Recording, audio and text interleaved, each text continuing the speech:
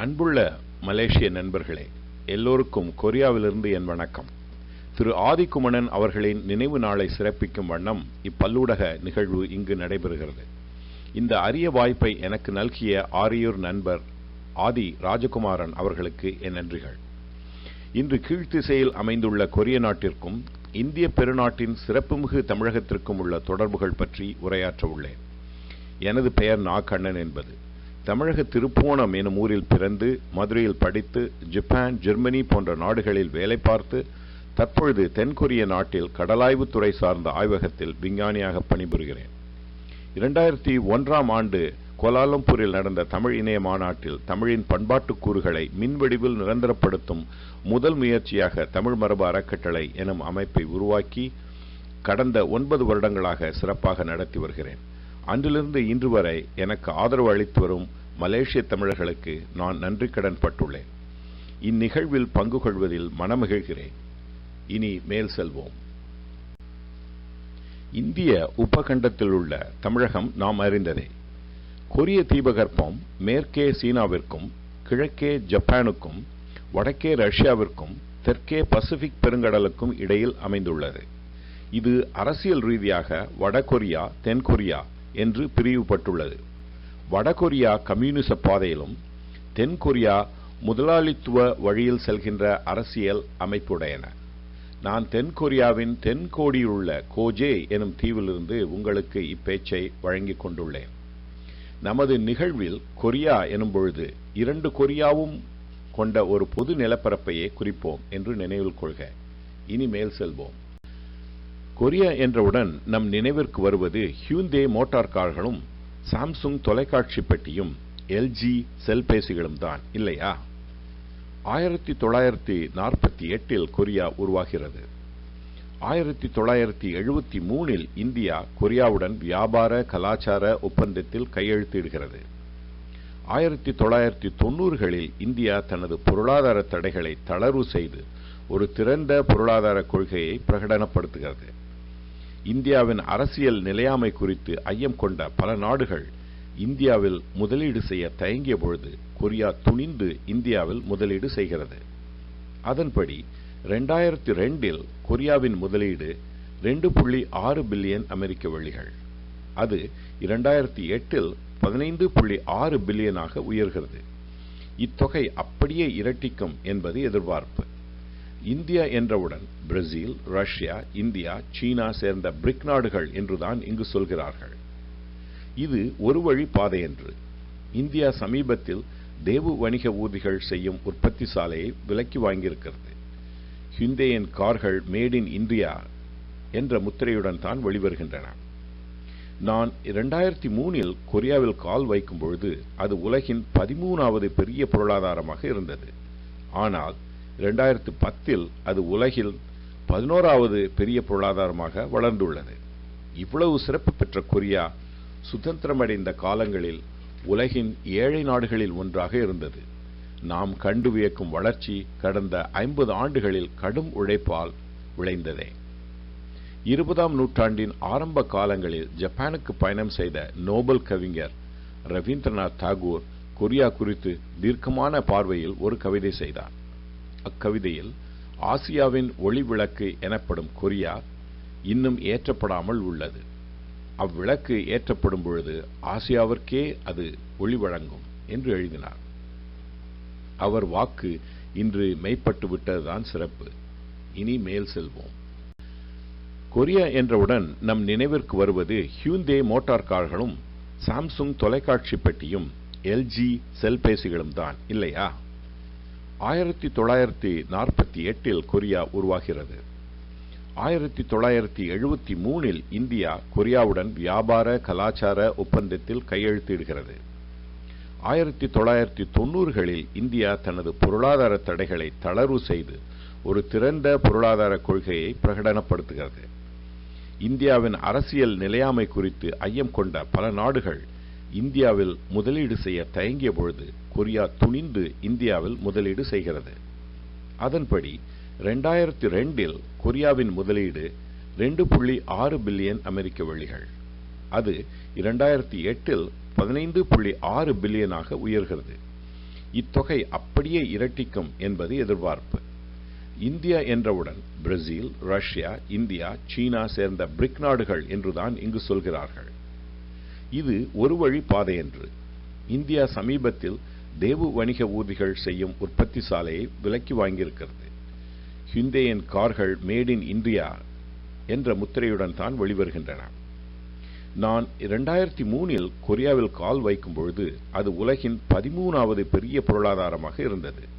ஆனால் 2010 அது உலகில் 11வது பெரிய பொருளாதாரமாக வளர்ந்துள்ளது.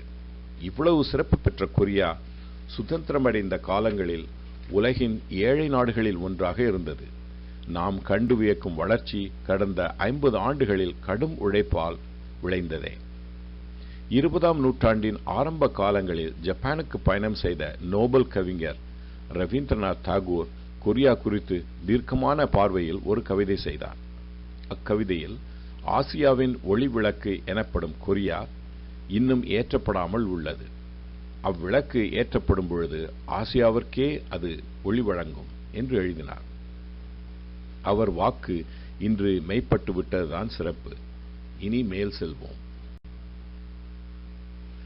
இந்தியாவை 200 ஆண்டுகள் ஆண்ட பிரிட்டனும் அமெரிக்க, ஐரோப்பிய நாடுகளும் இந்தியாவின் புதிய பொருளாதார கொள்கைதனை நம்பாமல் இருந்தபொழுது கொரியா மட்டும் எப்படி நம்பியது? இதை அறிந்து கொள்ளத்தான் நாம் தமிழ் கொரிய தொடர்புகள் பற்றி அறிய வேண்டி வருகிறது. கொரியா இந்திய பாரம்பரியத்தில் கடந்த 40 ஆண்டுகளாக ஆய்வு செய்து வரும் பேராசிரியர் கிம் பியோங்மோ ஒரு சூட்சுமமான உளவியலே இதற்கு காரணம் என்கிறார். உதாரணமாக, தென்பாண்டி நாட்டில் முத்து குளிக்கும் பொழுது படகின் மேலே கயிறை பிடித்துக் கொள்ள மச்சினனை வைப்பார்களாம். ஏனெனில் அக்காவின் புருஷன் கடலில் மூழ்கும் பொழுது மச்சினனுக்கு அக்காவின் தாலி கொடியின் மீது அக்கறை இருப்பதால் மூழ்கும் நபரை கவனமாக கவனித்துக் கொள்வாராம். இப்படித்தான் கொரிய மக்களுக்கும் இந்தியா என்றவுடன் ஒரு தாய் வழி நம்பிக்கை வருவதாக பேராசிரியர் கணிக்கிறார். அது என்ன தாய் வழி தொடர்பு? இனி மேல் செல்வோம். இந்திய தூதுவராக கொரியா வந்த என் பார்த்தசாரதி இந்திய தாய்வழி தொடர்பு குறித்து ஒரு நாவல் எழுதினார். பட்டு ராணி என்பது போன்றதொரு தலைப்பு. கொரியாவின் MBC தொலைக்காட்சியில் மிகவும் பிரபலமான ஒரு தொடர் இத்தாய்வழி தொடர்பு பற்றி பேசுகிறது. கிம் சுரோ என்பது அத்தொலைக்காட்சி தொடரின் தலைப்பு. ஆக, முன்பு இருந்த தொடர்புகள் இலைமறை காய்மறையாக உள்ளன, அவற்றை தெள்ளத் தெளிவாக மாற்ற வேண்டும் என்று வேண்டுகிறார் பார்த்தசாரதி. இனி மேல் செல். நம் கதை சம்யுக் ஊசா எனும் பெருங்காதையில் தொடங்குகிறது. இல்யோன் எனும் பௌத்த துறவி, அவர் வாழ்ந்த 13ஆம் நூற்றாண்டில் வழக்கில் இருந்த கொரிய நாட்டார் வழக்குகளை ஆவணப்படுத்தி சம்யுக் ஊசா என்ற நூலை உருவாக்குகிறார். சம் என்றால் 3, யுக் என்றால் அரசுகள், ஊசா என்றால் கதை. ஆக, நம் நாட்டில் சேர, சோழ, பாண்டியர் என்னும் மூவேந்தர் கதைகள் போல் அங்கும் மூவேந்தர் கதை உண்டு என்று தெரிகிறது. இந்த நூல் முதலில் கொரிய மக்கள் எப்படி உருவானார்கள் என்றொரு புராணத்தை சொல்கிறது. மிகவும் சுவாரஸ்யமான கதை இது. அதன்படி முன்னொரு காலத்தில் கொரிய மண்ணில் காட்டுமிராண்டிகளாக மக்கள் உலாவிக் கொண்டிருந்த பொழுது தேவகுமாரன் இறக்கப்பட்டு மண்ணில் வந்து பிறக்க ஆசைப்படுகிறான். தன் ஆசையை தந்தையிடம் சொன்னவுடன் தந்தையும் ஒப்புதல் அளித்து கொரிய நாட்டின் மலைத்தொடர் ஒன்றை தேர்ந்தெடுத்து அங்கு செல்லுமாறு கூறுகிறார். தன் பிள்ளையின் அரசாட்சி நன்றாக நடக்க 3 மந்திரிகளையும் 3000 தேவர்களையும் உடன் அனுப்புகிறார். இவர்கள் மண்ணில் வந்து மாக்களை மக்களாக்கி அரசோற்றத் தொடங்குகின்றார்கள். அது சமயம் அந்த மண்ணில் வாழ்ந்து வந்த ஒரு புலியும் கரடியும் இவர்கள் போல் மனிதராக ஆசைப்படுகின்றன. அவை தேவகுமாரனை அணுகி தங்களை மானுடராக்க வேண்டுகின்றன. இப்பிராணிகள் மீது இரக்கம் கொண்ட தேவகுமாரனும் கையளவு தானியங்களையும் கொஞ்சம் பூண்டையும் கொடுத்து 100 நாட்கள் குகையில் யார் கண்ணிலும் படாமல் வாழுமாறு சொல்கிறான். அப்படி வாழ்ந்தால் 100வது நாளின் இறுதியில் மிக அழகிய மனித பெண்ணாக உருக்கொள்ளலாம் என்று சொல்கிறான். அதன்படி இப்பிராணிகள் குகைக்குள் வாழ தலைப்படுகின்றன. ஆடு மாடுகளை கொன்று புசிக்கும் புலிக்கு 10 நாட்களுக்கு மேல் பூண்டையும் தானியத்தையும் தின்று வாழ முடியவில்லை. அது வெளியே வந்து விடுகின்றது. ஆனால் பொறுமையுள்ள கரடி 100 நாட்கள் வாழ்ந்து அழகிய பெண்ணாக மாறி வெளிவருகிறது.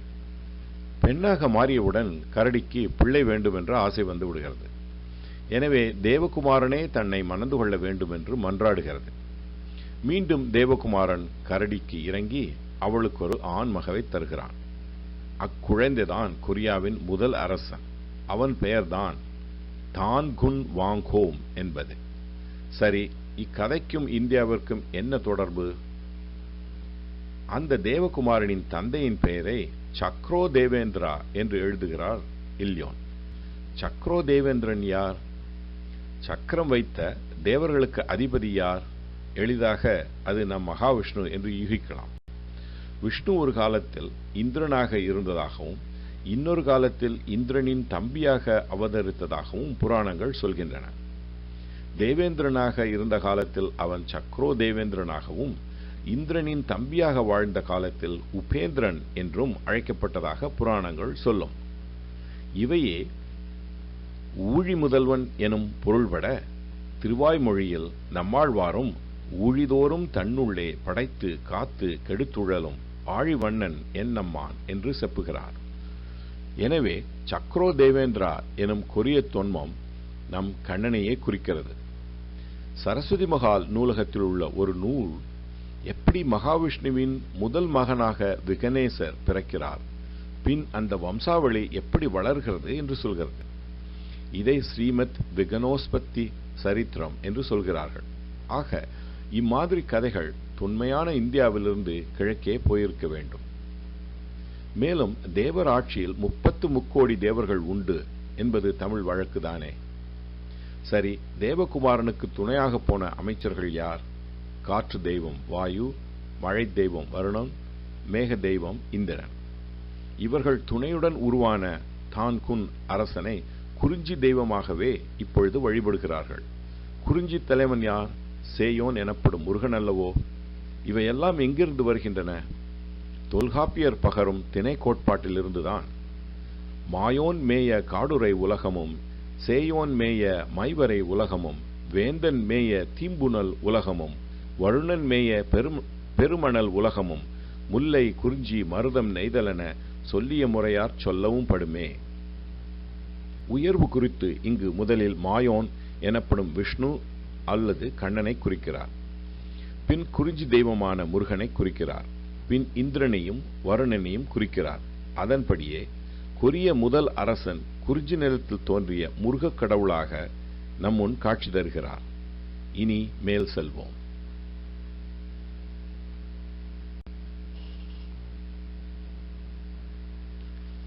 சம்யுக் ஊசாவின் இல்யோன் இன்னொரு முக்கியமான கதை சொல்கிறார். இது நிகழ்வது கிபி 49ஆம் ஆண்டில். அங்கு மீண்டும் தமிழ் தொடர்பு ஊர்ஜிதமாகிறது. கொரியாவின் முதல் அரசை உருவாக்கியவர்களாக ஹோ ஹுவாங் ஓக் எனும் அரசியும் கிம் சுரோ எனும் மன்னனும் பேசப்படுகிறார்கள். அந்த ராணியும் ராஜாவும் எப்படி இருந்தார்கள் என்று இந்த படங்கள் சொல்லும். அவர்கள் உருவாகிய கதைகள் குறித்தும் இப்படங்கள் பேசும். சுரோ அரசன் எப்படி தோன்றினான்? ஒரு நாள் ஒரு மலைப்பிரதேசத்தில் ஒரு அசரீரி கேட்டது. மக்களே, மலை உச்சிக்கு போய் நின்று குகா குகா என்று ஆனந்த கூத்தாடுங்கள், ஒரு அதிசயம் நிகழும் என்று. அதன்படியே மக்கள் மலை உச்சிக்கு சென்று குகா குகா என்று கூத்தாடினர். அப்பொழுது விண்ணை கிழித்துக் கொண்டு ஒரு பட்டுப்படுதாய் இறங்கியது. அதில் ஒரு அழகிய பெட்டி வந்து சேர்ந்தது. அந்த பெட்டிக்குள் 6 தங்க முட்டைகள் இருந்தன. அம்முட்டைகளுக்குள்ளிலிருந்து அழகிய குழந்தைகள் பிறந்தன. மூத்த குழந்தைக்கு பெயர் சுரோ என்பது. அவன் மடமடவென வளர்ந்து 6 அடி மனிதனானான். அவன் அங்குள்ள நிலப்பரப்பை ஆளத் தொடங்கினான். அதற்கு கயா என்று பெயரிட்டான். நமது பஞ்சபாண்டவர் கதையிலும் இம்மாதிரி விண்ணின் தேவதைகள் வரம் பெற்ற குந்திக்கு மகவாக பிறந்ததை நாம் அறிவோம். மேலும் முதல் அரசியின் பெயர் புத்தர் மகா நிர்வாணம் அடைந்த புத்தகயா எனும் பெயரில் அமைந்திருப்பதும் தற்செயலன்று. சுரோ அரசனின் மகவுகள் புத்தர் போல் மகா நிர்வாணம் அடைந்ததாகவும் அவர்களுக்காக 7 விகாரங்கள் அமைத்ததாகவும் இல்யோன் சொல்லிப் போகிறார். எனவே கிபி 1ஆம் நூற்றாண்டில் பௌத்தம் கொரியாவிற்குள் வேரூன்றத் தொடங்குகிறது என்று அறிவோம். பௌத்தம் செழிப்பதற்கு முன் இந்து தர்மமே அங்கும் இருந்திருக்கிறது என்பதை சக்ரோ தேவேந்திரன் கதை சொல்லுகிறது. இந்த வம்சாவளியில் வருபவரே இன்று கொரியாவில் மிக புகழ்பெற்ற குடியினரான கிம் மற்றும் ஹே இன மக்கள் என்பது குறிப்பிடத்தக்கது. கிம் என்றால் தங்கம் என்று பொருள். இதை பொன்கயா என்று சொல்வதாக ஒரு ஆய்வாளர் சொல்கிறார். பொன் என்றால் தங்கம் என்றுதானே பொருள்.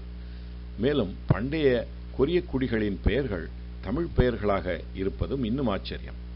அக்குடிகளின் பெயர்கள் சின்ஹான், ஹோ, மா, முக்கான், மூமூன் என்பனவாம். சுங்காரி என்பதொரு கொரிய நதியின் பெயர்.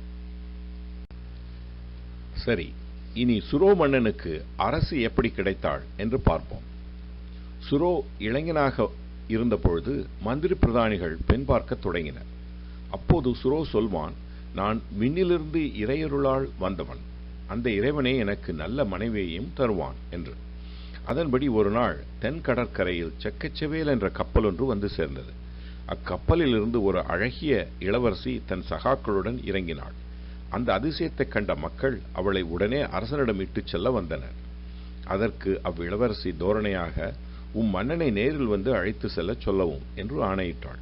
அரசனும் இப்படி தோரணையாக கட்டளையிடுபவள் நிச்சயமாக அரச குலத்தைச் சேர்ந்தவளை என்று ஐயம் தெளிவுற்று அவளை காண வந்து ஒரு அழகிய கூடாரத்தை அமைக்கிறான்.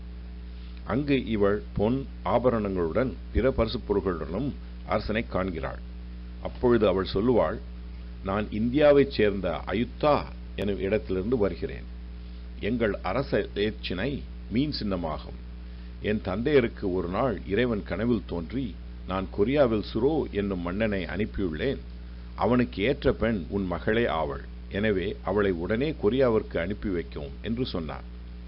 எனவே நான் கடலில் பயணப்பட்டு இங்கு வந்துள்ளேன் என்றாள். கடல் அலைகளை அதன் சினத்தை கட்டுப்படுத்தும் கற்களோடு நான் பயணப்பட்டு வந்துள்ளேன். அவைகள் என் கப்பலில் உள்ளன என்றாள். இக்கதையில் வரும் அயுத்தா எனும் நகரம் உத்தர மாநிலத்தில் ராமன் பிறந்த இடமான அயோத்தியாக இருக்க வேண்டும் என்று சரித்திரவியலர் உடனே முடிவிற்கு வந்து விடுகின்றனர். பேராசிரியர் கிம் தலைமையில் தற்பொழுது அயோத்தியை ஆளும் திரு மிஸ்ரா அவர்களைக் கண்டு கதையை சொல்லி, அயோத்தி நகரே எங்கள் மூதாதையர் வாழ்ந்த இடம் என்று சொல்லி 200 கோடி ரூபாயை நிதியாக வழங்கினர். ஆனால் பாவம், மிஸ்ரா அவர்களுக்கோ அங்குள்ள பிற சரித்திர ஆய்வாளர்களுக்கோ இப்படி ஒரு கதை அன்று வரை தெரிந்திருக்கவில்லை. வழக்கம்போல் வெளிநாட்டினர் இந்திய சரிதம் என்றால் முதலில் வடநாடு செல்வதையே வழக்கமாக கொண்டுள்ளனர். தென்னக சரித்திரம் என்பது முறையாக எழுதப்படவும் இல்லை, இந்தியா உலகம் முழுமைக்கும் முறையாக சொல்லப்படவும் இல்லை என்பதே உண்மை. இணையத்திலுள்ள புத்தபியா எனும் தளம் இந்த இளவரசி தென்னிந்தியாவிலிருந்து வந்தவள் என்று சொல்கிறது. அதுவே உண்மையாக இருக்க வாய்ப்பும் உண்டு. எப்படி என்று நாம் காண்போம். மேலும் செல்வோம்.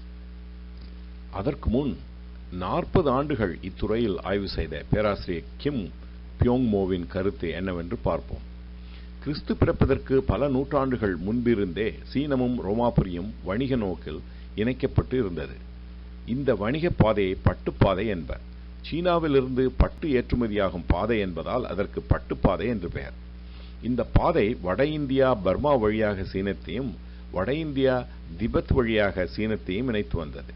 இந்த நிலவழி மார்க்கத்தில் இந்தியாவிலிருந்து பர்மா வழியாக பயணப்படும் இந்தியர்கள் சீனாவில் குடியேறிய காலங்கள் உண்டு என்கிறார் திரு கிம்.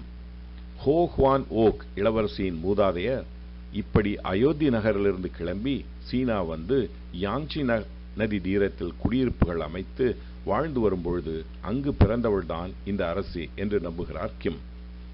கிபி 47 சீனாவில் நடந்த ஒரு இனக்கலவரத்தில் வெளியேறி கிபி 48 கொரியா வந்து கிம் சுரோ மன்னனை காண்பதாக கிம் நம்புகிறார். இப்படி சீனாவில் குடியேறிய இந்திய வம்சாவளியினரை போஜோ என்று இன்றும் அழைப்பதாக அவர் சொல்கிறார். இதுவும் சாத்தியம்தான். ஆயினும் இவர்களுக்கு கடல் வழி நடந்த வாணிபம் பற்றி அதிகம் தெரிந்திருக்கவில்லை என்றே தோன்றுகிறது. மேலும் செல்வோம். கடல் வழி செலவு அல்லது பயணம் என்பது நாம் நினைப்பதை விட மிக பழங்காலம் தொட்டு நடைபெற்று வரும் செயலாகும். அதிலும் சேர சோழ பாண்டியர்கள் நாவாய் கொண்டு தூரகிழக்கு மேற்கு என்று பயணப்பட்டு வாணிபம் செய்துள்ளனர். சிலப்பதிகாரத்தில் வரும் சாத்து என்பதும் நாய்க்கன் என்பதும் கடல் வாணிப குழுக்களை குறிக்கும் சொல்லாகும் என்று அமெரிக்க தமிழ் அறிஞர் திருமதி ராஜம் சொல்கிறார். எனவே இந்திய கலாச்சாரம் கிழக்கில் பரவுவதற்கு பட்டுப்பாதையின் இரு வழிகளும் துணை போயுள்ளன என்றே சொல்ல வேண்டும். உதாரணமாக சங்க காலத்தில் இயற்றப்பட்ட அகநானூறு போன்ற தொகை நூல்களில் இவ்வாணிபம் பற்றிய குறிப்புகள் காண கிடைக்கின்றன. அதாவது யவனர்கள் எனப்படும் கிரேக்க ரோமானிய வணிகர்கள் தம் பெரும் கப்பல்களில் பொன்னுடன் வந்து தமிழகத்தில் வியாபாரம் செய்து கரியுடன் மீள்வர் எனும் குறிப்பு உள்ளது. இதே போன்றதோர் குறிப்பு மதுரை காஞ்சியிலும் உள்ளது. சிலப்பதிகாரத்தில் வரும் பெரும் வணிகர்களான மாசாத்துவான், மானாய்க்கன் என்போர் கடல் வாணிபர்களே. மிக விரிவான செய்தி நமக்கு மணிமேகலை எனும் காப்பியத்தில் கிடைக்கிறது. இக்காப்பியம் ஒன்றுதான் மிக தெளிவாக தமிழகம் விட்டு கிளம்பும் நாவாய்கள் மணிபல்லமும் சென்று அங்கிருந்து சாவகம் செல்வதை பற்றி பேசுகிறது. அத்துடன் இல்லாமல் பெண்கள் கடலில் பயணிப்பதில்லை எனும் கருத்திற்கு மாறாக மணிமேகலை சாவகம் வரை சென்றுள்ள செய்தி காண கிடைக்கிறது. சாவகம் என்பது தற்போதைய ஜாவா என்று கொள்ளலாம். இந்த சாவகத்தில் தான் இன்றளவும் இந்துக்கள் வாழும் பாலித்தீவு உள்ளது என்பதை குறித்துக் கொள்ள வேண்டும். 4000 திவ்ய பிரபந்தம் இறைவன் பற்றி மட்டும் பேசும் எழுந்த பக்தி பணுவல்கள் என்றாலும் அதிலும் கடல் வாணிப குறிப்புகள் கிடைக்கின்றன.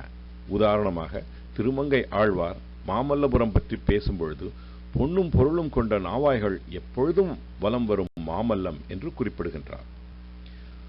மலேசியாவின் சுற்றுலாத்துறை வெளியிட்டிருக்கும் இந்த வரைபடத்தில் Ilankai, Nicobar, Sumatra, Malaysia, Borneo, Java, Thailand போன்ற தென்னாசிய நாடுகள் சிறப்பான பெயர்களில் சுட்டப்பட்டு தமிழகத்தில் வழக்கில் இருந்தன என்று தெரிகிறது. 8ஆம் நூற்றாண்டில் கட்டப்பட்ட புரபடோர் எனும் இந்தோனேஷிய புத்தர் கோயிலில் உள்ள ஒரு சிற்பம் தமிழக சீன வியாபாரிகள் பயன்படுத்திய கப்பலின் வடிவை தெளிவாக காட்டுகின்றன. இந்தியாவிற்கும் சீனாவிற்கும் நடந்த கப்பல் போக்குவரத்தில் இந்தோனேஷியா மத்தியில் தங்குமிடமாக பயன்பட்டு வந்ததை மணிமேகலையும் சீன குறிப்புகளும் சொல்கின்றன. மேல் செல்வோம். உலகில் மிக உயர்வாக பேசப்படும் ஜென் தத்துவத்தை அளித்த போதிதர்மர் பற்றி இனி காண்போம். இவரை ஜப்பானியர்கள் தாருமா என்றும் கொரியர்கள் தால்மா என்றும் அழைக்கின்றனர். தாருமா எப்படி இருந்திருப்பார் என்று காட்டும் ஜப்பானிய ஓவியம் இங்கு உள்ளது. இந்த போதிதர்மர் பல்லவர்கள் தமிழகத்தை ஆண்ட காலங்களில் ஒரு பல்லவ அரசனின் 3வது பிள்ளையாக அவதரித்தார் என்று இவர் வரலாறு பற்றிய உண்மைகளை சீன சரித்திரம் சொல்கிறது. இவர் மகாயான பௌத்தம் கிழக்கில் பரவுவதற்கு வழி செய்தார். இன்று மிக பிரபலமாக வழக்கில் உள்ள மார்ஷியல் ஆர்ட்ஸ் எனப்படும் தற்காப்பு பயிற்சிகள் அங்கு செல்வதற்கும் இவரே காரணம் என்று ஷாவ்லின் கோயில் ஓவியங்கள் சாட்சி சொல்கின்றன. ஜப்பான் தோட்டங்கள் என்று இன்று மிக உயர்வாக பேசப்படும் தோட்டக்கலை கூட நமது கோயில் நந்தவனம் செய்யும் முறையிலிருந்து தோன்றியதே என்று வெளிநாட்டு அறிஞர்கள் சொல்கிறார்கள். புத்தருக்கு பிறகு 2வது புத்தர் என்று சொல்லும் அளவு புகழ்பெற்ற போதிதர்மர் உருவாக்கிய வழி இன்று ஜென் என்று அழைக்கப்படுகிறது. இந்த ஜென் எனும் சொல் அடிப்படையில் தியானம் எனும் வடசொல் மருவிய சொல்லாகும். தியானம் என்பது பிராகிருத உச்சரிப்பில் சானா என்று மாற, அது சீன உச்சரிப்பில் சான் என்று மாற, கொரிய உச்சரிப்பில் சோன் என்று மாறி இறுதியில் ஜப்பானிய உச்சரிப்பில் ஜென் என்று மாறிவிடுகிறது என்பது மொழியியலால் கருத்து. இனி மேல் செல்வோம். தமிழகத்தில் பல்வேறு இடங்களில் ரோமாபுரி சீன காசுகள் கிடைத்துள்ளன. இந்நாணயங்கள் பற்றி ஆய்வு செய்யும் தினமலர் கிருஷ்ணமூர்த்தி ரோமாபுரி தங்க காசுகள் பாண்டிய நாட்டில் வெகு சகஜமாக புழக்கத்தில் இருந்தன என்று சொல்கிறார். அதேபோல் மாமல்லபுரம், கரூர் போன்ற இடங்களில் கிமு 255 முதல் சீனர்கள் பயன்படுத்தி வரும் காசுகள் கிடைக்கப்பெறுகின்றன. இவை காட்டுவது என்னவெனில் கிழக்கே சீனம், மேற்கே ரோமம் வரை தமிழர்கள் கடல் வாணிபம் செய்து வந்தனர் என்பதே. அந்த காலகட்டத்தில் கொரிய நாடு என்பதை தமிழர்கள் சீனத்தின் ஒரு பகுதியாக பார்த்திருக்க வாய்ப்புண்டு. உதாரணமாக பங்களாதேஷ் என்ற நாடு இன்று உருவாகி இருந்தாலும் ஆங்கிலேயர் காலத்தில் கூட அது வங்காள தேசமாக, இந்தியாவாக அறியப்பட்டே வந்துள்ளது. அதுபோல்தான் இதையும் காண வேண்டும். இனி மேல் செல்வோம். தஞ்சை பெருவுடையார் கோயில் கோபுரத்தில் இப்படி ஒரு சிற்பம் இருக்கிறது. இதை யாராவது கவனித்து உள்ளீர்களோ? இது ஐரோப்பிய மாலுமியா இல்லை சீன வர்த்தகரா? இதற்கான விடை நான் கொரியா வந்த பின் தான் கிடைத்தது. ஆம், இவர் ஒரு கொரிய வாணிகர். கொரியர்களுக்கு இச்சிற்பத்தில் உள்ளது போல் தொப்பி போடும் பழக்கம் உள்ளது. அதேபோல் தஞ்சை அருங்காட்சியகத்திலும் ஒரு சித்தர் போன்ற சிற்பம் உள்ளது. ஒப்பிட்டு பார்த்தால் கொரிய புத்த பிட்சுவின் உருவம் மிக சரியாக பொருந்தி வருவதை காணலாம். இனிமேல் செல்வோம். ஹோ இளவரசி தன்னுடன் மீன் சின்னம் கொண்டு வந்தாள் என்று பார்த்தோம். அந்த மீன் சின்னம் அயோத்திய அரச வம்சத்தினருடையதா இல்லை பாண்டிய வம்சத்தினருடையதா என்பதே கேள்வி. பிபிசி இப்பிரச்சனை வந்தவுடன் அயோத்தியாவிற்கு சென்று உயர் அரசாங்க அதிகாரிகளிடம் கேட்டிருக்கிறது. ஒருவருக்கும் அப்படி ஒரு கதை இருப்பதாக தெரியவில்லை. ஆனால் தென்னகத்திலோ பொன்னை கொண்டு வந்து கொட்டி மிளகு, லவங்கம், ஏலக்காய் என்று வகை வகையாக நம் கரிகளுடன் பயணம் செய்யும் வியாபாரிகள் பற்றிய குறிப்புகள் மண்டி கிடக்கின்றன. வெளிநாட்டு காசுகள் தோண்ட தோண்ட வருகின்றன. உதாரணமாக கரூர் பகுதியில் தோண்டிய பொழுது கிடைத்த பாண்டிய மீன் சின்னமும் கொரியாவில் ஹோ அரசு வாழ்ந்த பகுதியில் உள்ள மீன் சின்னமும் ஒன்றாக இருப்பதை காண்க. பிரித்தானிய அருங்காட்சியகத்தில் உள்ள ஒரு கற்சிற்பத்தில் மீன் சின்னம் என்பது பாண்டியர்களுக்கே உரியது என்று காட்டுகிறது. அடுத்ததாக கடற்சினத்தை அடக்கும் கல் என்று ஹோ அரசி கொண்டு வந்த கல் யாது? இப்படத்தில் அரசியுடன் எடுத்து செல்லப்பட்ட கல்லுருண்டை வலது பக்கத்திலும் எட்டயபுரம் அரண்மனையில் இன்றும் காணத்தக்க இளவட்ட கல் எனும் கல்லுருண்டை இடது பக்கத்திலும் காண்க. அதாவது ராஜவம்சத்தில் வரும் இளவரசி தனக்கு வரப்போகும் கணவன் பலசாலியாக உள்ளானா என்பதை சோதிக்க இம்மாதிரி இளவட்ட கல்லை தூக்கச் சொல்வது வழக்கம். சமீபத்தில் வந்த முதல் மரியாதை எனும் படத்தில் கூட சிவாஜி இந்த இளவட்ட கல்லை தூக்க முயல்வதாக காட்டுவார்கள். எனவே அரசு எடுத்துச் சென்ற கல் இளவட்ட கல்லாக இருக்க வாய்ப்புண்டு. கொரிய ஆராய்ச்சியாளர்கள் சொல்வது இம்மாதிரி மீன் சின்னமும் இளவட்ட கல்லும் இந்த பிரதேசம் தவிர கொரியாவின் வேறு எங்கிலும் இல்லை என்பதுதான். மேலும் இம்மாதிரி கற்கள் கொரிய தீபகற்பத்திலேயே கிடையாது என்பதும் சுவாரஸ்யமான செய்தி. மேல் செல்வோம். ஹோ இளவரசி எப்படி இருந்திருப்பாள் என்றொரு படம் கிம்ஹே வட்டாரத்தில் உள்ளது. இப்படம் மிக தெளிவாக சில உண்மைகளை சொல்கிறது. முதலில் ஹோ இளவரசியின் கண் சீன கண் அல்ல. சீனர்களுக்கு ஒடுங்கிய மேற்புறம் தூக்கிய விழி அமைப்புண்டு. இந்தியர்களுக்கு பெரிய உருண்டையான கண்கள் உண்டு. அடுத்தது ஹோ இளவரசியின் காதணிகள். கொரியாவில் எங்கு தேடினாலும் இவ்வகை நீண்ட காதுகளை காணலருது. இவர்களுக்கு ஒடுங்கிய சிறிய காதுகளே. தோடுபடுவதற்கு கூட இடமில்லாத அளவிற்கு மிகச் சிறியது. ஆனால் ஹோ இளவரசி பாம்படம் போட்டுள்ளாள். இதை பண்டைய காலத்தில் குழை என்பார்கள். கண்ணகி இம்மாதிரி காதணி கொண்டிருந்தாள் என்று இளங்கோவடிகள் சொல்கிறார். திருப்பேரையூர் இறைவன் பெயரே மகர நெடுங்குழை காதன் என்பது. அதாவது மீன் போன்ற வடிவில் அமைந்த நெடிய குழைக்காது என்பது. சிவசக்தி வடிவம் கொண்ட இறைவனின் ஒரு புறத்தில் குழைக்காதை காணலாம். கம்போடியாவில் உள்ள சிவன் உருவம் இங்கும் நீண்ட குழைக்காதை காணலாம். புத்தருக்கு கூட இக்குழைக்காதை காணலாம். எனவே ராஜவம்சத்தைச் சேர்ந்த ஹோ இளவரசி மகர நெடுங்குழைக்காதோடு கொரியாவில் வந்து இறங்கியது அதிசயமில்லை. இனி மேல் செல்வோம். தமிழர்கள் கீழ்த்திசை நோக்கிய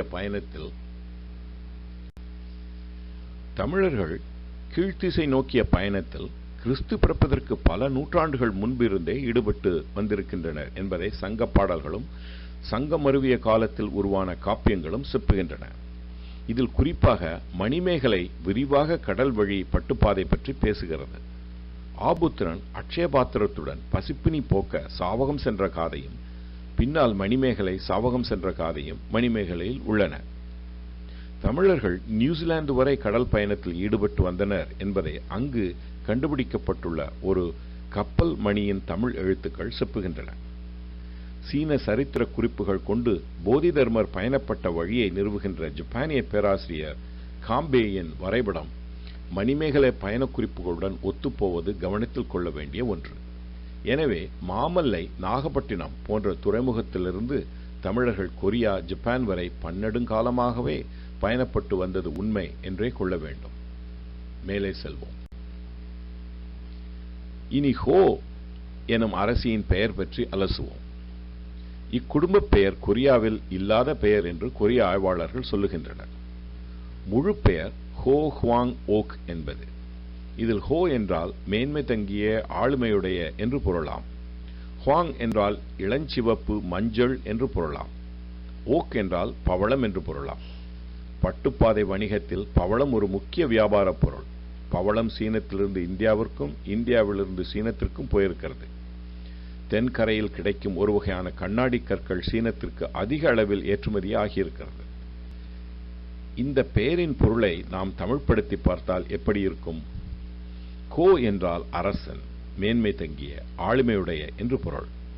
இந்த கோ என்பது கொரிய பலுப்பலில் ஹோ என்று மாறி இருக்க வாய்ப்புண்டு. செம்பவழம் எனும் தமிழ் பெயரை அவர்கள் முதன்முறை கேட்டபொழுது அப்பொருள் வரும் கொரிய அல்லது சீன சொல்லை வைத்தே அழைத்திருக்க வாய்ப்புண்டு. இனிமேல் செல்வோம். கியோஞ்சு என்பது ஷில்லா பேரரசின் தலைநகரம். இந்த நகருக்கு நான் சென்ற பொழுது ஒரு ஆச்சரியமான செய்தி கிடைத்தது. அதை சொல்வதற்கு முன் அங்குள்ள அருங்காட்சியகத்தில் நான் கண்ட சிலைகள் நான் இந்தியாவில் இருக்கிறேனா இல்லை கொரியாவில் இருக்கிறேனா என்ற சந்தேகத்தை என்னுள் உருவாக்கியது. உதாரணமாக, விண்ணில் பயணிக்கும் ஹனுமன் சிலை, குதிரை முகம் கொண்ட தேவன் சிலை போன்றவை. மேலும் ஏராளமான புத்தர் சிலைகள். இவைகளை கண்டு அதிசயித்து வரும்பொழுது ஒரு கொரிய மாது நான் இந்தியன் என்று அறிந்து ஒரு செய்தி சொன்னாள். அது என்னவெனில், ஹோ இளவரசி மரணிக்கும் தருவாயில் தன் குடிமக்களை பார்த்து, என் பிள்ளைகள் எங்களை எப்படி அழைக்கிறார்களோ அதேபோல் நீங்களும் உங்கள் பெற்றோரை அழைப்பீர்களாக என்பது.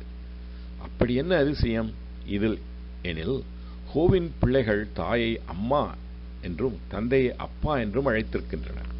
இன்றளவும் கொரியர்கள் அவ்வாறே தம் பெற்றோரை அழைப்பது அதிசயம் இல்லையா? மேலும் பார்ப்போம். இனி கொரிய மொழியின் வரி வடிவம் உருவான கதையை சொல்கிறேன். அங்கும் தமிழை முன்னிற்பதுதான் ஆச்சரியம். கொரியர்களுக்கென்று தனியான வரி வடிவம் பல நூற்றாண்டுகளாக இல்லாமல் இருந்தது. அவர்கள் எப்பொழுதும் சீன சித்திர குறியீட்டு முறையையே பயன்படுத்தி வந்தனர். ஆனால் கொரிய மொழி என்பது சீனத்திலிருந்து வேறுபட்டது. அதற்கென எழுத்து முறைமையை உருவாக்க சேஜோன் எனும் அரசன் 15ஆம் நூற்றாண்டில் முயன்றிருக்கிறான். அதற்காக அவன் பலமுறை சீனா போன்ற நாடுகளுக்கு பயணப்பட்டும் கொரியாவில் இருக்கும் பல்வேறு மொழியியல் அறிஞர்களுடன் கலந்து ஆலோசித்தும் ஒரு எழுத்து முறையை உருவாக்கினான். அவன் காலத்தில் வாழ்ந்த சீனம் உயர்குடி மொழியாக இருந்தது. எனவே இவன் உருவாக்கிய எழுத்தை குடிமக்கள் எழுத்து என்றும் தேசிய எழுத்து என்றும் சீன உயர்மட்டத்து அதிகாரிகளை மகிழ்ச்சிப்படுத்தும் விதமாக கொச்சை எழுத்து முறை என்றும் அதை உருவாக்கிய அரசனே சொல்லியிருக்கின்றான். இதை ஒரு வகையில் செந்தமிழ், கொடுந்தமிழ் எனும் வகை தொகையுடன் ஒப்பிட்டு பார்க்கலாம். புலவர்கள் பேசும் மொழி செம்மொழி என்றும் பாமர ஜனங்கள் பேசும் மொழி கொச்சையான மொழி என்றும் கொடுந்தமிழ் என்றும் ஒரு காலத்தில் வழக்கப்பட்டு வந்துள்ளதை காண்க. ஆயினும் தற்போது இதை ஹங்குல் என்று அழைக்கின்றனர். அப்பெயர் 19ஆம் நூற்றாண்டில் தான் இந்த எழுத்து முறைக்கு கிட்டுகிறது. இனிமேல் செல்வோம். தமிழ் எழுத்து முறைக்கு நெடுங்கணக்கு என்று பெயர். ஏனெனில் உயிரெழுத்தும் மெய்யெழுத்தும் கூட்டி உயிர் மெய்யெழுத்து வருவதால். எனவே நம் நெடுங்கணக்கு கற்றுக்கொள்ள பெரிய பட்டியல் போட வேண்டும். உயிர் 12ம் மெய் 18ம் சேர்ந்து மொத்தம் 216 உயிர் மெய் எழுத்துக்களை தருகிறது. அதேபோல்தான் கொரிய நெடுங்கணக்கில் 10 உயிரும் 14 உயிர் மெய்யும் சேர்ந்து 140 உயிர் மெய் எழுத்துக்களை தருகின்றன. இனிமேல் செல்வோம். உதாரணமாக, இம் பிளஸ் ஆ இஸ் ஈக்வல் டு மா, இப் பிளஸ் ஆ இஸ் ஈக்வல் டு பா, இக் பிளஸ் ஆ இஸ் ஈக்வல் டு கா, இல் பிளஸ் ஆ இஸ் ஈக்வல் டு லா. முன்பு தமிழில் கூட்டு எழுத்து இருந்தது, இப்பொழுது இல்லை. கொரிய மொழியில் கூட்டு எழுத்து முறை இன்றும் உள்ளது. உதாரணமாக, 2 இக்கும் ஈயும் சேர்ந்து இக்கி எனும் எழுத்தை தரவியலும். இப்படத்தில் கொரிய ஆ எனும் எழுத்து எவ்வளவு தூரம் தமிழ் ஆ எழுத்தை ஒட்டி உள்ளது என்பது காட்டப்பட்டுள்ளது. நமது லா நெடுங்குத்தாக நின்றால் கொரிய லா, நமது மா பா என்பவை அப்படியே அங்கும் உள்ளன. கொரிய கா டா நா போன்ற எழுத்துக்களை தமிழ் எழுத்துக்களின் சிறு மாற்றத்தால் விளைவிக்க முடியும். இனிமேல் செல்வோம். தமிழ் எழுத்து முறையை ஏன் நெடுங்கணக்கு என்று சொல்கிறார்கள் என்று யோசித்ததுண்டு. அதேபோல் எண்ணும் எழுத்தும் கண்ணனத்தகும் என்பது தமிழ் முதுமொழி. ஏன் அப்படி சொல்கிறோம் என்பதை கொரிய முறை பார்த்தபொழுது புரிந்து கொண்டேன். சேஜோன் மன்னன் தமிழ் எழுத்து முறையில் உள்ள உயிர் மெய் கூட்டலை மட்டும் எடுத்துக்கொள்ளவில்லை. தமிழ் கணக்கில் வரும் சுழியம், அதாவது சைஃபர் எனும் முறையையும் எடுத்து கையாண்டுள்ளார். உதாரணமாக பாழ் என்றும் சுழியம் என்றும் வரும் சூனியம் எனும் கோட்பாடு இந்தியர்கள் உலகிற்கு அளித்தது. பூஜ்ஜியம் என்பதுதான் ஒரு எண்ணிற்கு மதிப்பையே தருகிறது. வெறும் எண்களை கணக்கில் கொண்டால் 1 9 உடன் முடிந்துவிடும். ஆனால் அது 10 மடங்கு ஆவதோ 1000 மடங்கு ஆவதோ பூஜ்ஜியம் செய்யும் வேலையால் அல்லவோ. உதாரணமாக ஒரு எண்ணிற்கு முன் பூஜ்ஜியம் வந்தால் அந்த எண்ணின் மதிப்பு மாறுவதில்லை. ஆயின் ஒரு எண்ணிற்கு பின் அதே பூஜ்ஜியம் வந்தால் மதிப்பு பல மடங்கு கூடிவிடுகிறது. இங்குள்ள உதாரணத்தின்படி 10 மடங்கு மதிப்பு வெறும் 1 என்ற எண்ணிற்கு பூஜ்ஜியத்தால் வந்து சேர்கிறது. இந்த கணக்கு முறையை சேஜோன் மன்னன் கொரிய எழுத்தில் கையாண்டு இருக்கிறான். அதன்படி ஒரு எழுத்தின் முன் சுழியம் வந்தால் எழுத்தின் ஒலி மாறுவதில்லை. உதாரணம் ஆ எனும் எழுத்து. ஆனால் அதே சுழியம் ஆ எனும் எழுத்தின் பின் வந்தால் கூடுதலான இங் ஒலி வந்து சேர்கிறது. உதாரணம் அங். இன்னொரு உதாரணம் கங்காச்சி என்பது. கங்காச்சி என்றால் குட்டி நாய் என்று பொருள். மேலே செல்வோம். சிலர் கேட்கலாம், நெடுங்கணக்கு என்பதை சமஸ்கிருதத்திலிருந்தோ சித்தம் எனும் முறையிலிருந்தோ இவர்கள் எடுத்திருக்கலாமே என்று. ஏனெனில் அங்கும் நெடுங்கணக்கு உள்ளது. ஆனால் கொரிய மொழியில் தமிழ் மொழியில் இருக்கும் விசித்திரங்கள் அப்படியே உள்ளன. உதாரணமாக ச என்ற ஒரே எழுத்துதான் ச ஜ என்ற 2 ஒலிகளுக்கும், கா எனும் ஒரே எழுத்துதான் க க எனும் 2 ஒலிகளுக்கும், பா எனும் ஒரே எழுத்துதான் பா பா எனும் 2 ஒலிகளுக்கும். ஆனால் சமஸ்கிருதம் சித்தம் போன்ற எழுத்து முறையில் வெவ்வேறு ஒலிகளுக்கு வெவ்வேறு ஒலிக்குறிப்புகள் உள்ளன. தமிழில் எப்படி காஃபி என்பதை காப்பி என்றுதான் எழுத முடியுமோ அதுபோல் கொரிய மொழியிலும் காப்பி என்றுதான் எழுத முடியும். ஏனெனில் எஃப் ஒலிக்கான எழுத்து அங்கு இல்லை.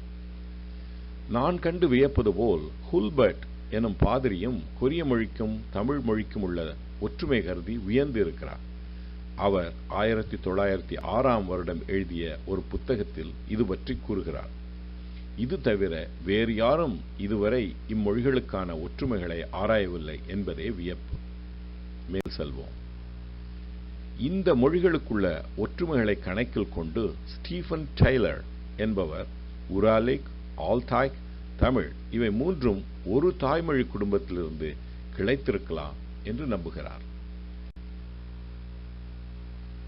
கொரியாவில் கிறிஸ்து பிறப்பதற்கு முன்பே பௌத்தம் வந்து சேர்ந்து விட்டது என்று இந்த கோவிலில் உள்ள புத்தர் சிலை சாட்சியாக சொல்லிக் கொண்டு இருக்கிறது.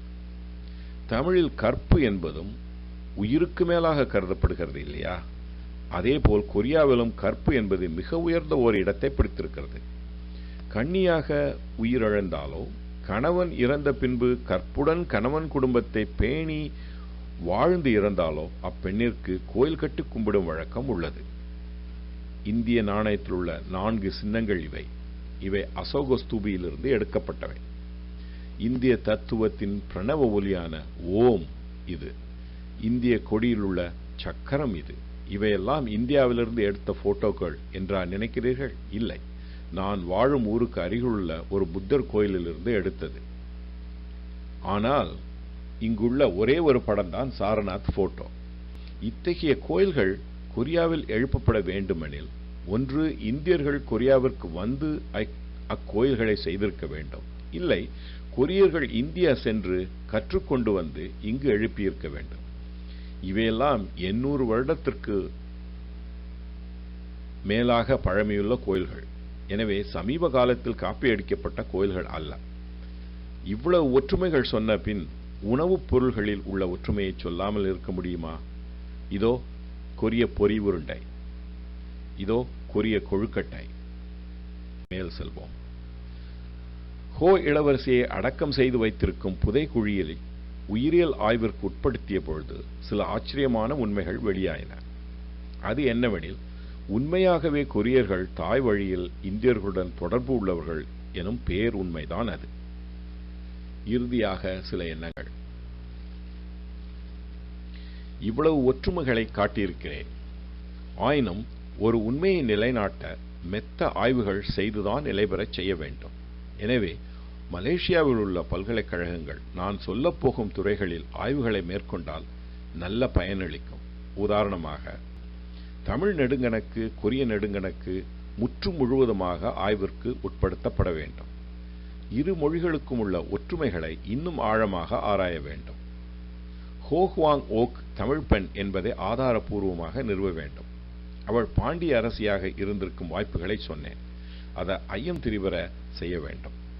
கடற்சினமடக்கும் கற்கள் கொரியாவைச் சேர்ந்தவை அல்ல என்கிறார்கள். இது குறித்த அறிவியல் ஆய்வுகள் மேற்கொள்ளப்பட வேண்டும். ஹேசோ என்பவர் 8ஆம் நூற்றாண்டில் சீனா வழியாக இந்தியாவிற்கு பயணப்பட்டு 5 பேரரசுகள் பற்றி நூலொன்று எழுதியிருப்பதை 19ஆம் நூற்றாண்டில் ஒரு பிரெஞ்சு ஆய்வாளர் கண்டுபிடித்து சொன்னார். இந்நூலின் மொழிபெயர்ப்பை தமிழில் கொண்டு வர வேண்டும். இந்நூல் பற்றிய ஆய்வுகள் மேற்கொள்ளப்பட வேண்டும். இந்தியா பற்றிய கதைகள் கொரியாவில் இருப்பது போல் கொரியா பற்றிய கதைகள் இந்தியாவில் உள்ளனவா என்று கண்டறிய வேண்டும். சீன கொரிய பட்டுப்பாதை பற்றிய தமிழ் சான்றுகளை நாம் வலுப்படுத்த வேண்டும். தமிழகம், இலங்கை, சிங்கை, மலேசியா கூட்டு முயற்சியாக இது அமைய வேண்டும். தனித்தனியாகவும் ஆய்வுகள் மேற்கொள்ளப்பட வேண்டும். பட்டுப்பாதை பற்றிய இலக்கிய, சரித்திர, அகழ்வாராய்ச்சி சான்றுகளை வலுப்படுத்த வேண்டும். சோழர்களுக்கும் கொரியர்களுக்கும் உள்ள தொடர்புகள் ஆராயப்பட வேண்டும். ஹோ இளவரசி அரசாண்ட கையா பகுதிக்கு அருகிலேயே சொல்லா என்றொரு பகுதி உள்ளது. இது வெறும் ஒற்றுமையா, இல்லை சரித்திர ஒற்றுமையா என்று ஆராய வேண்டும். நவீன DNA ஆய்வுகளை தீவிரப்படுத்த வேண்டும். அதன் மூலம் இந்த இரு நாடுகளுக்கும் உள்ள உறவை ஸ்திரப்படுத்த வேண்டும். இப்படிப்பட்ட ஆய்வுகள் மறக்கப்பட்ட உறவுகளை மீட்டுக் கொடுப்பதுடன் புதிய பொருளாதார பிணைப்பிற்கும் பாலமாக அமையும் என்பதை சொல்ல வேண்டியதில்லை. இத்துடன் என் உரை முடிகிறது. நன்றி, வணக்கம்.